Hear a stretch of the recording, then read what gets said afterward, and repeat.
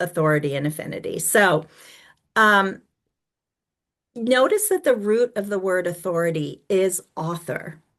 So, what I'm saying is taking ownership over your own writing in an authentic way is the primary way that you get to develop a distinctive kind of intellectual expertise. You need to become the arbiter of what you pursue and why. You get to decide what compels or excites you. And over time, you must grow to trust yourself as much as you trust any external source. Becoming an authority over your own life and work is essential because as we see through the world right now, leaders can be swayed by corrupting forces like greed, power, and ignorance.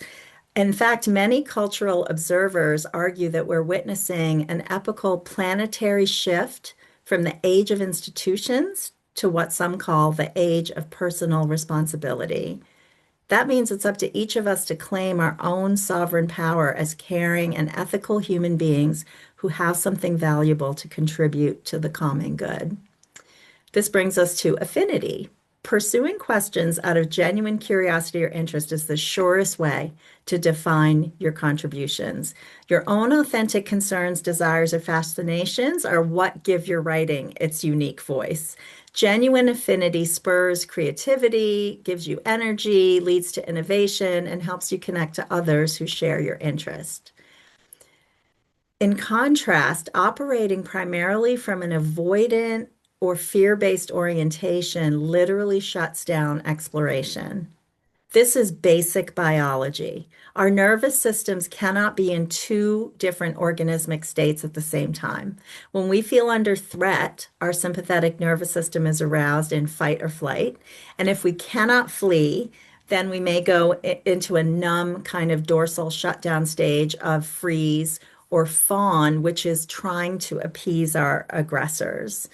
In contrast, the parasympathetic state is described as what allows us to rest, digest, tend, and befriend or connect to others.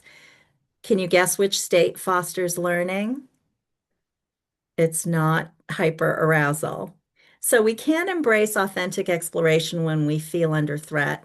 It's essential to find techniques to self-regulate in your own body, as well as to co-regulate with others in ways that will allow you to be collaborative and generative rather than just reactive. I know the chaos in the world makes this difficult right now, but that just underscores our own responsibility to do anything we can do to stay grounded and open to new possibilities. So here's another way to think about this. Next slide, Nefeli. Over time, authenticity demands a shift from extrinsic motivations, which is like having a deadline, knowing that your work is being evaluated, or fulfilling your job description, and shifting into more and more steady intrinsic motivation, which is being guided by your own commitments, what matters to you, your own passions and interests, and your own values, what you stand for and find are important ethical principles in the world.